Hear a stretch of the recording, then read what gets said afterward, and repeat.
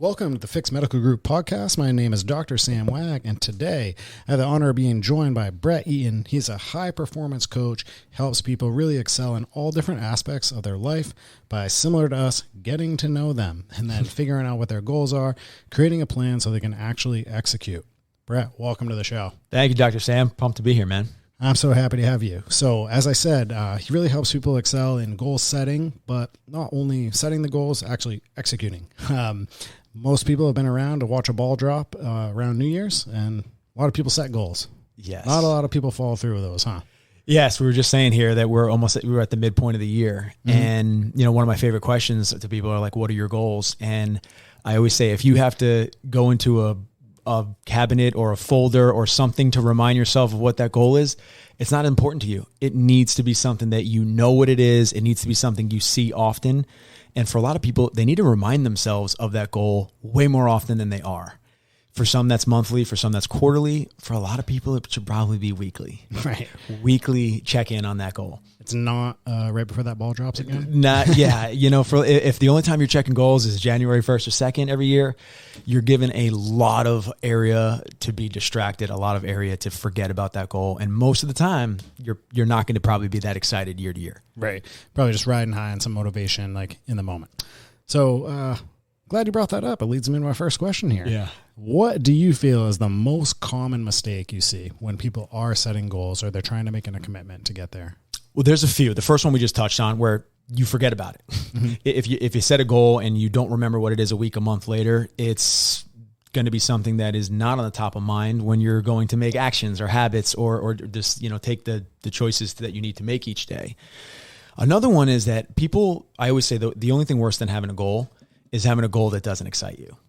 So a lot of times people will set goals in January or throughout their life that they've heard somebody else set. Or mm-hmm. that, sounds good on paper, right? I always say if it sounds good at a dinner party and on Instagram, it's probably not deep enough for you. It sounds good for everybody else. Right. But you want to make sure you set a goal that you are passionate about. And when you say it, I believe that it should be 70% makes you excited. 30% should actually make you a little nervous. And the reason why I say 30% should make you nervous is because it should take a commitment. It should take some discipline. It should take some changes. And oftentimes that does make people a little nervous. Now, we don't want it to be 100% makes you nervous. Right, we want it to be mostly excited. But with my clients, if the goal is not big enough, they're like, no, I'm 100% excited about this. Well, that means we're probably not stretching you. It's probably not going to take the change. It's probably not going to take, the action that we need to get it to be big. So I like the 70-30 split. I think that's where your goals should live. I haven't heard it put that way. I really like that. I think, of course, if we're trying to change something has to be different, right? Yes. So if you're seeing that 100%, that's probably too high a level of comfortability to create a new you, so to speak. Yeah. How do you help gauge that with clients if they bring something to you?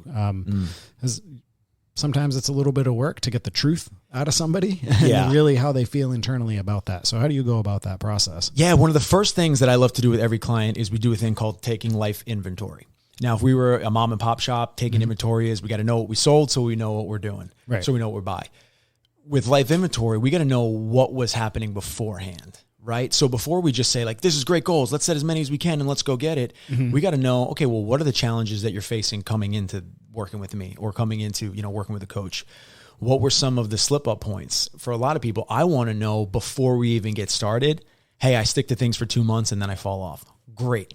I know that now. So when we get close to that 2 month mark, we're going to put as much accountability around it and we're going to put as many check-ins as we need to get past that 2 month point. Totally. So to answer your question is I like to really know, okay, how many times has this been a goal? Has this been a goal? Is this new? Has this been a goal for 3 years? Right. Why is this a goal? And is it still important to you? And for a lot of people, even like fitness, we both work with people, that do have fitness goals as some of their goals. Well, for somebody who maybe got married 3 years ago, the goal of I want to look great for my wedding is different now that you're married and it's been 3 years. Well, guess what? We got to find a new why for that. Right. We got to figure out, well, why do we want to be fit now? Because it's going to be different. And for a lot of people, it's not just year to year. Sometimes it's like seasonal. Why we want to be fit or why we want to be healthy in the summer may be different than why we want to be fit and healthy in the winter, but it may be bigger than that, right? If we just kind of doing it for beach season, there's going to be a lot of up and down, and we're setting ourselves for being like, I'm going to go all in on this month or two. But my problem or my my challenge to people who are all in, all out is when you say I'm an all in, all out person, you're basically saying that there are periods of our life we're going to be all out. Right. I don't prefer that. I would prefer to be like, hey, let's be 80% in consistently all the time to where we're going to have much better results that way than constantly going full blast, then starting back at zero. Right. Similar to what we said in the beginning, or right before we started, was a lot of people strive for that balance. Yeah. But truthfully, as you had put it, you were looking for that comfortable imbalance. Yes. So maybe it's that 80-20, but we see this with people all the time as well. When you set a goal that requires that 100%, it means you probably have to neglect some other aspects of your life. That can be okay if you're making a body composition change, but is that sustainable as we move forward? Absolutely. Absolutely. And I love that the way you put that. I call it like you said, comfortable imbalance or peaceful imbalance to where if you have neglected your health for a year and now all of a sudden you're going to say, okay, I'm going to really put some time and energy into that. Well, that time and energy is usually coming from somewhere. Right. It may mean that we spend one less weekend out with our friends. It may mean that we spend one less hour watching TV because we're going to take that hour and we're going to go to the gym. Yep. So at different phases of our life, at different times, when kids come into play, when there's a spouse or a boyfriend, girlfriend in play, time and energy is going to shift. So I don't believe that there's just like perfectly all of our buckets of our life are always going to be filled at the same time. Yeah. I think we have a certain amount of like water in all these buckets. And sometimes we got to pour into the other bucket and be like, I need more here right now. Totally. Especially with running our own business like we both do, is when we're coming with something new, we're creating something, we're launching something, like it takes a lot of time and energy. And sometimes, we got to be okay putting like the fitness on autopilot, which autopilot is something else I talk about. Autopilot is a great thing for habits if the plane is flying in the right direction. Good. And I think way too many people are on autopilot in an area of their life and the plane is 5 degrees, 10 degrees off. And what happens is January 1st, they look and they're like, how did I miss that? Right. Well, like 5 degrees off over the course of 12 months, it's going to put you way off. Totally.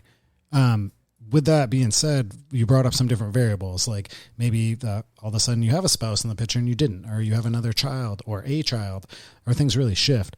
So when you're working with clients, how do you make sure that the habits that you develop or the plan that you develop moving towards those goals, how does it fit into their lifestyle? Because I think something we come across a lot of times, almost anyone you talk to, like you said with a goal, sounds good on paper. Yeah. Sounds good when you and me are having this conversation, but then when they go to commit to it and those time, they're like, wait, where do I fit this in?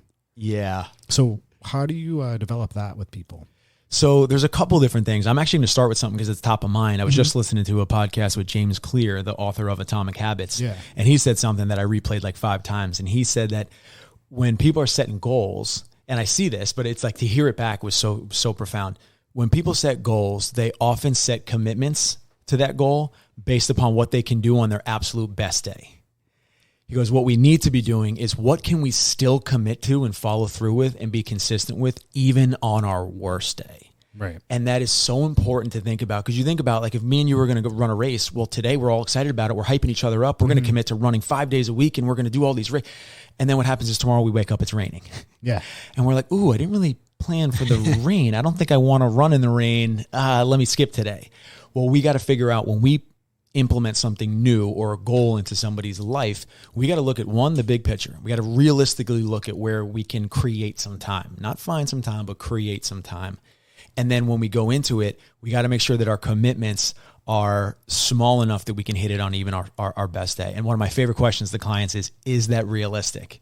And they're kind of like, are you talking me out of my goal? No. No. But I just want to make sure that what we commit to, we can actually stick to it. I don't want to blow smoke on commitment day and like, oh, these sound so good. They look so great.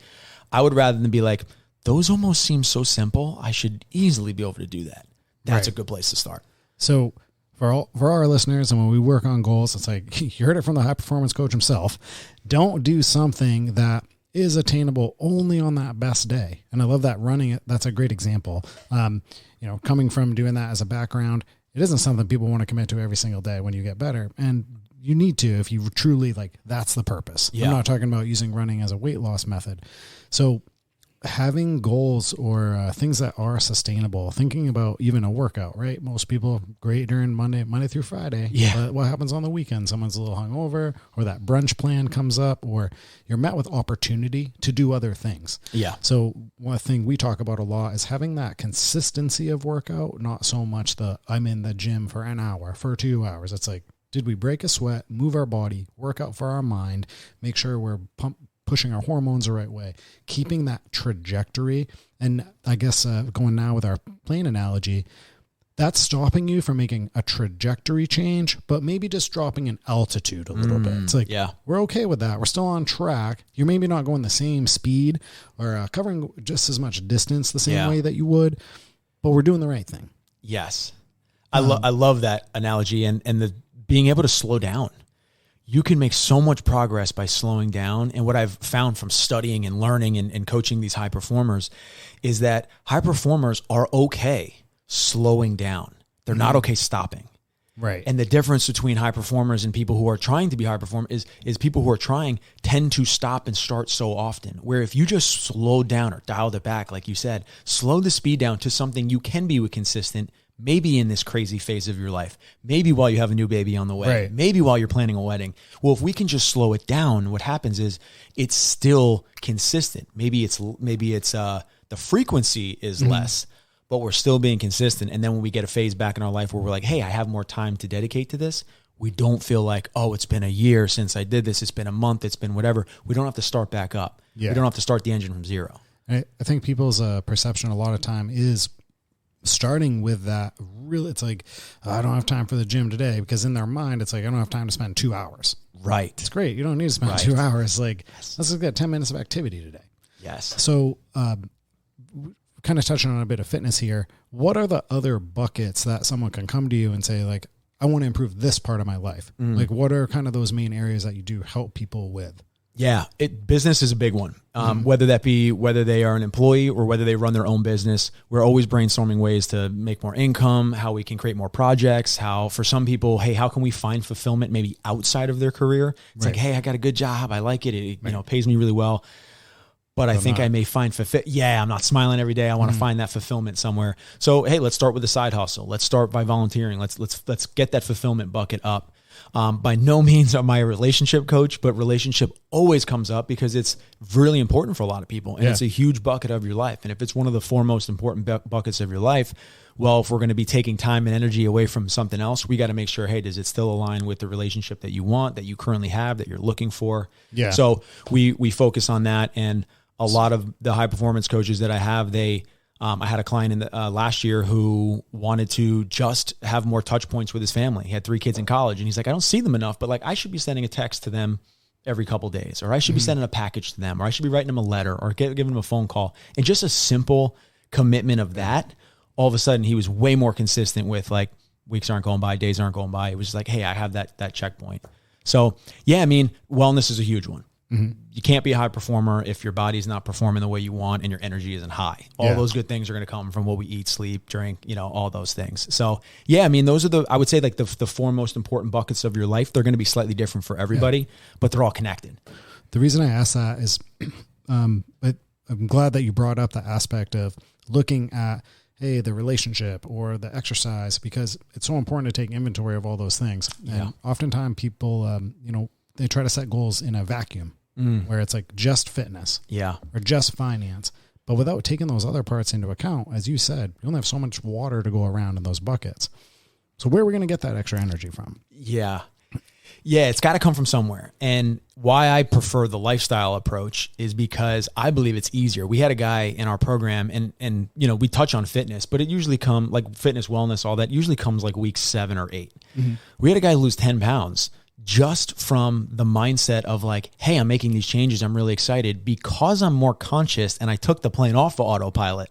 I'm drinking more water because Brett said that's a good thing. That's going to give me more energy. Because of that, I'm going on a walk once a day. Hasn't even like stepped foot in a gym, but just making a couple more decisions. 10 pounds come off like that before we even get to wellness. That's where it becomes a lifestyle. When you start thinking like, hey, I want to feel better. I want to have better energy. It's not going to come from like one salad a day if you change nothing else. Now that's a great part. For some people that's frustrating and I get that.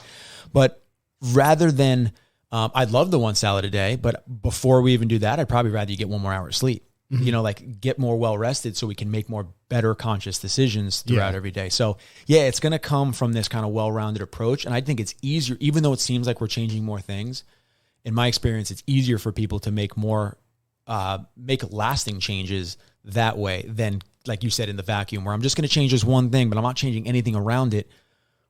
It becomes a lot harder to change that one. I think it's again, easy on paper, but in action, that becomes a lot more difficult. Right. So when you're working with clients, what would you say is if you had to distill down like the number one factor, or the most important thing, maybe the thing you hit on the most, what do you feel that is to help people get to those goals?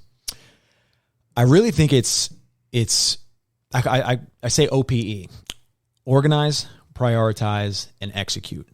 A lot of, and this goes for everybody, but a lot of the high performers that I work with, they are really good executors, and they've been really good executors. So they think that they can make up for lack of planning with just executing harder or just executing more. Right. But that usually ends up wasting a lot of energy, right? It's kind of like swimming. I think of it like swimming in a 360-degree circle as opposed to swimming towards the island.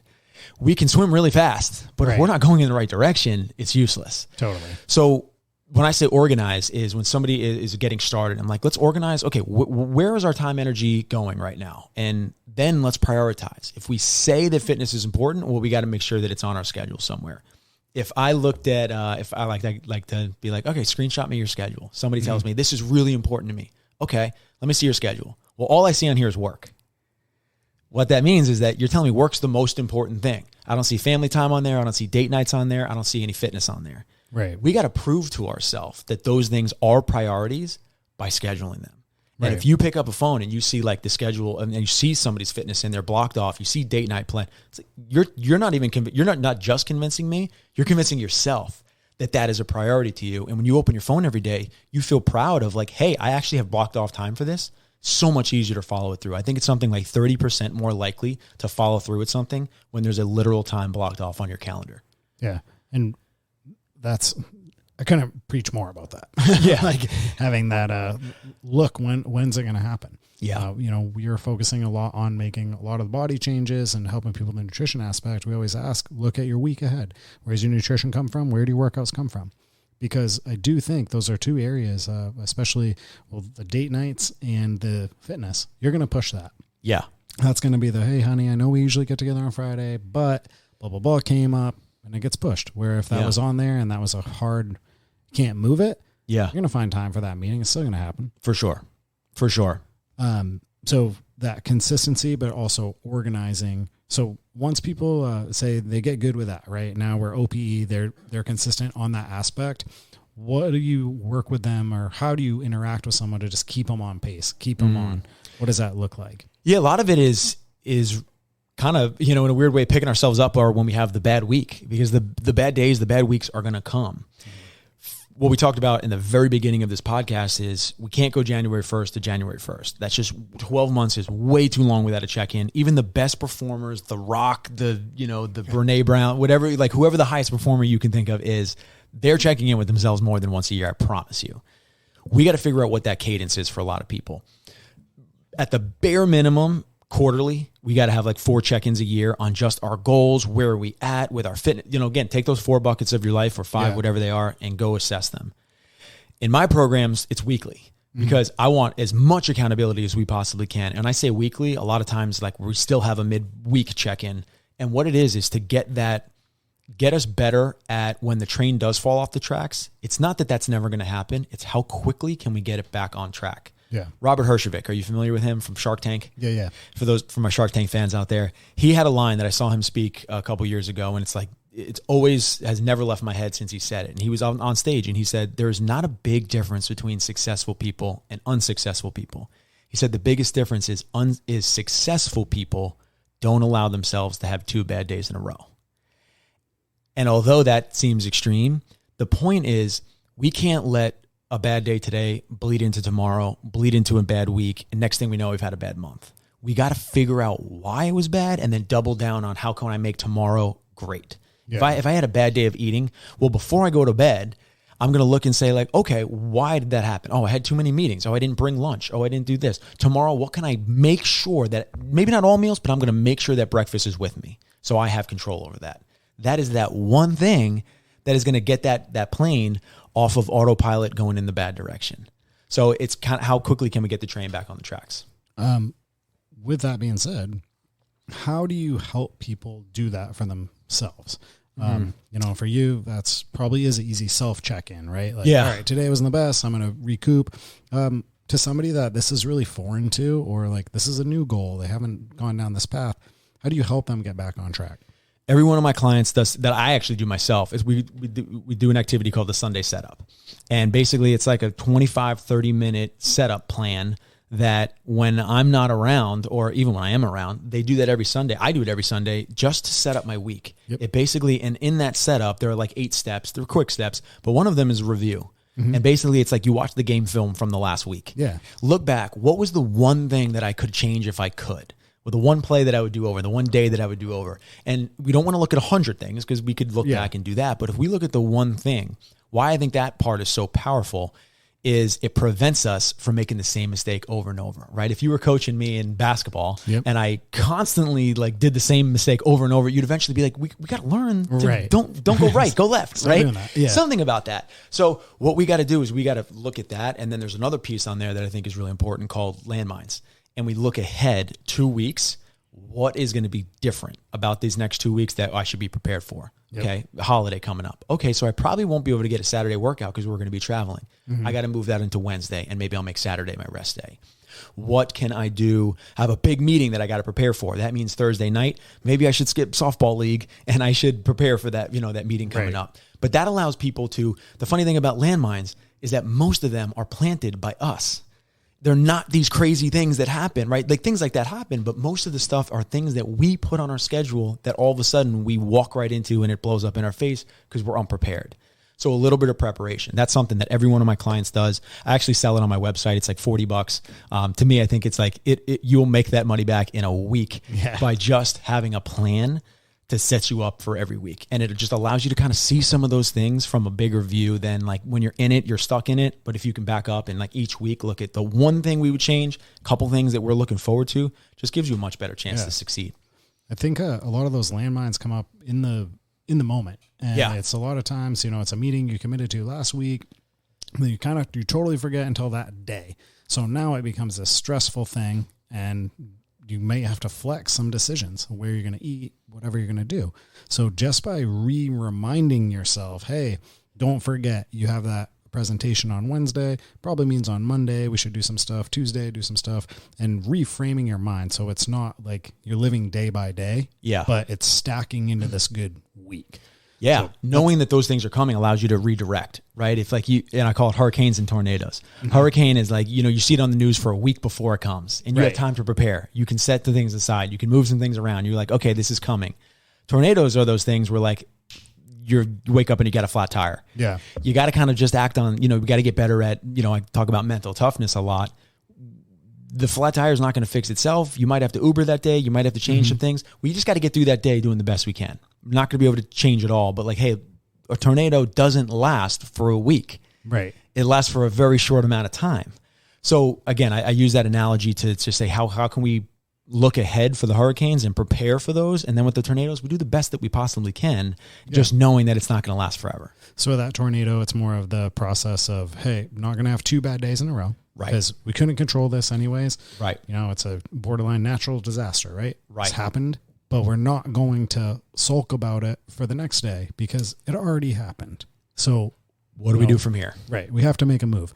So do you ever, usually Patrick and I are on the podcast, and a lot of times, the things that we talk about, we're very clear that, we're not here to tell you to never, ever make this potentially bad decision, health-wise. Maybe that's alcohol, sugar, something like that. It happens.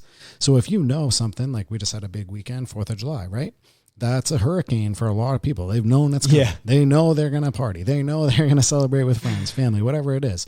Do you coach people on, hey, because we know we have that coming up, and potentially that whole day, you're not going to make a good decision to plan like a pre and post. Yeah. How do I come out of that type of thing? Yeah. Do you work with people on that? I love that. And I love the way you phrase that too. To me, it's one of those things where and I call these uncomfortable truths, where these are just uncomfortable truths it's going to hit home for somebody. But if you are doing what you're supposed to be doing in the other areas of your life and you're eating well and you're working out well, you usually don't judge yourself for that bad holiday where you went off the rails. Right.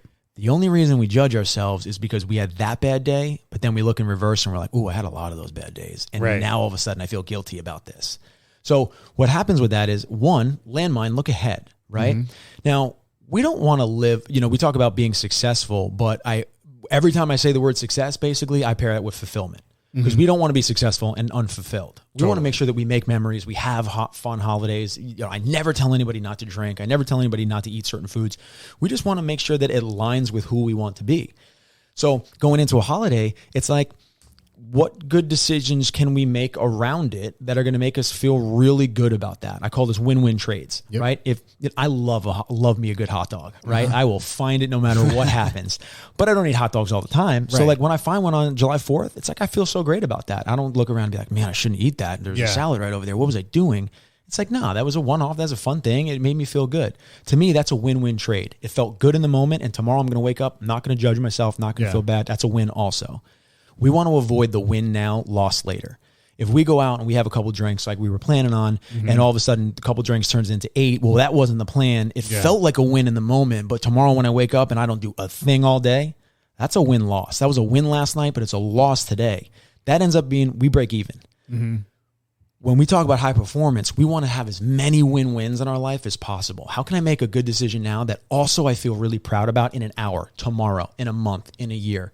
Where avoiding those decisions where I'm choosing comfort now, or I'm choosing something that I think is going to be great right now, but immediately down the road, it's reminded that it's a loss. Right. You find that is a great way to stay stuck, because we think we're doing the right thing. We think we're enjoying the moment, but if tomorrow we wake up and we beat ourselves up because we're not hitting our fitness goals and it didn't help us get that, then we didn't really win that day, did we? Right? It's kind of cost us something. I think that goes back to some of the uncomfortable truths you were talking about. If you're that person that you're like, maybe I just can't put myself in that drinking scenario. Right. Because it's not going to be 2 casual cocktails. It's going to be too much. And then I'm going to pull a different lever and say, I'm going to eat this bad nutrition as well. Like, we're going to go for the pizza, or I'm going to stay up super late and like throw off that whole next day. Yeah. How do you coach people to, if they know there's something that we talked about, maybe it's course correcting or changing trajectory a little bit, or hopefully it's just more altitude, but being resilient and only making that change. And not letting everything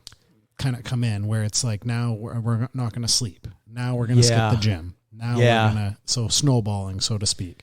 And to hone that in a little more, do you have a method to help people kind of self-assess or like stay present in that moment to not have these decisions like negatively habit stack?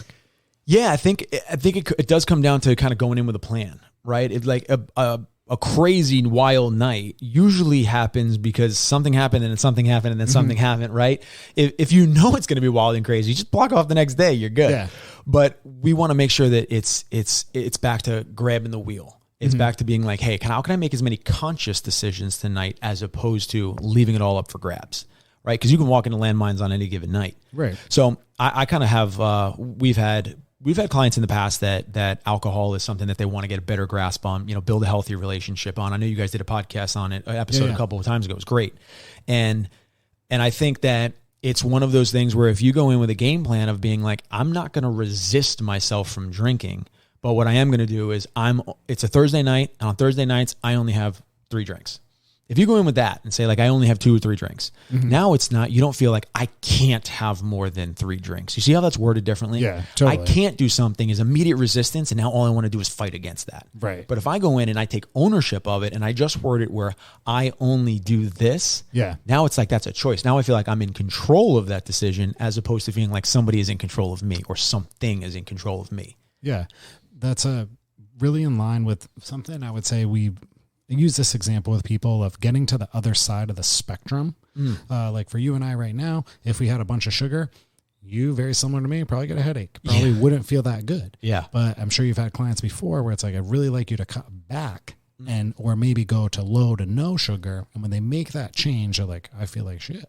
Yeah. Like Brett's crazy. I feel way worse. He's dumb. There's no way this is like a thing I should be doing. But because they're existing on a different end of that spectrum. Yeah. Do you have a way to help expedite that for people? Because I feel, especially with nutrition, it's like you're not going to feel it until you feel it. Like you make some of those changes. So do you have any methods, tricks, hacks, techniques to kind of get people to there faster? Yeah, and I think it's one of those things where unfortunately they have to experience it themselves and that light bulb will come off. But I do think talking it out is great. Like we just came off of July 4th and we had one of our program calls, and hearing somebody else start by saying, I had such a great weekend, and then telling me why they had a great weekend, and was like, well, I still had, I had some drinks, I ate some good food, but I didn't eat as badly as I would have, and I did all this, and then Tuesday I feel like I hit the ground running again, and all of a sudden I'm like, let me back you up real quick. First thing you said was you had a great weekend. If I would have asked you 5 days ago what a great weekend was, it might have looked different than you're just telling me now. So you proved to yourself that you can eat pretty good. You can go on 2 hikes. You can still have a hot dog, still eat whatever you want, and you can still have a great week and not be hungover for 4 days. Yeah.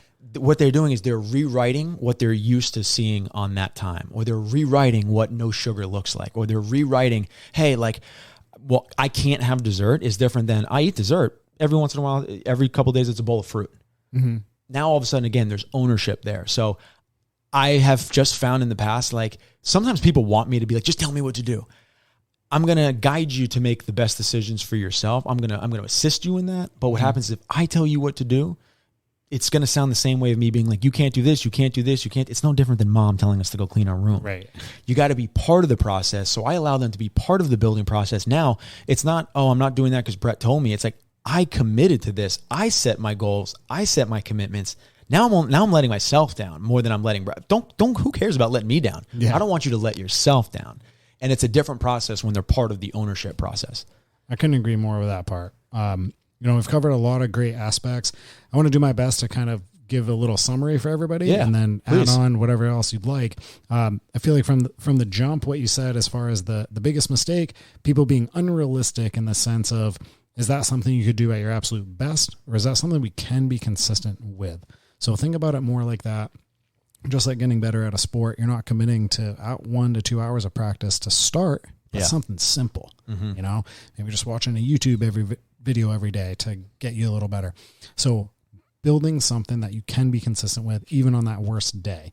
After that, really the consistency itself was key to continue to keep that plane moving in the right direction, but also the consistency that if we do slip up a little bit, and it's going to happen, that we course correct quickly and not let that linger. And then it's more resistance even to course correct. And we're using a lot of energy just to get back to baseline instead of using energy to move forward. Absolutely. And being okay with, if you're a 5-day-a-week exerciser and you're going through a crazy phase of life, as opposed to being like, well, if I can't get 5, I'm going to get 0. Be like, be okay with getting 2. Be okay with getting 15-minute workouts as opposed to, like you said, an hour.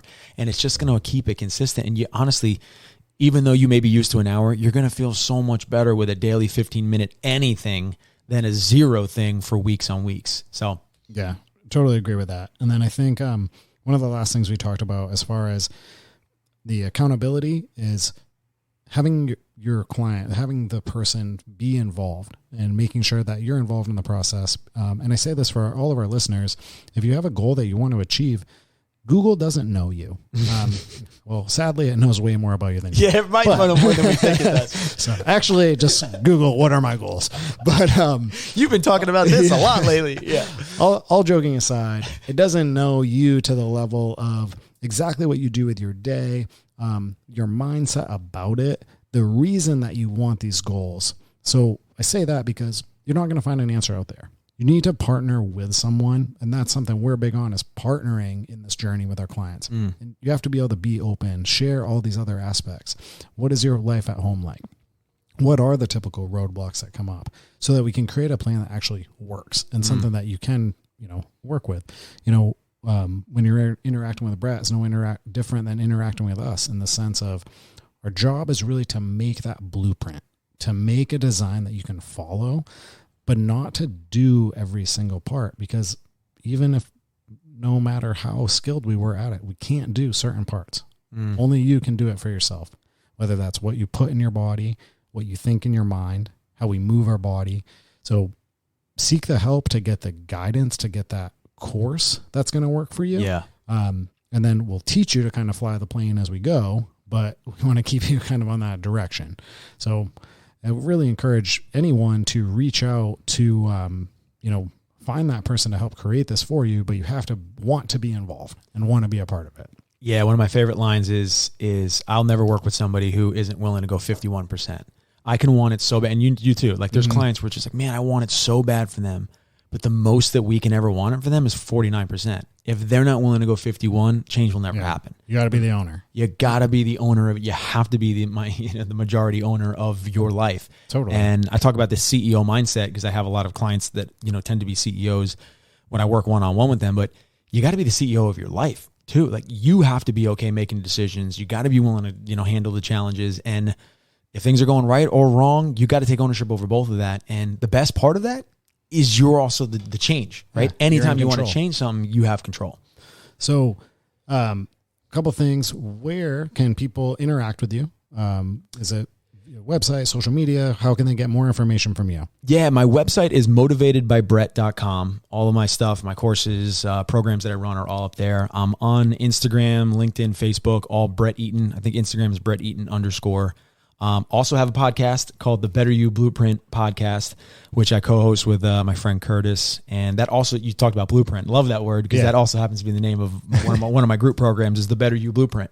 And you nailed it as far as just, the blueprint, there isn't just a one size fits all. It's creating that blueprint that says this works for me. I can maintain this and this is going to get me where I want to go. So I appreciate that.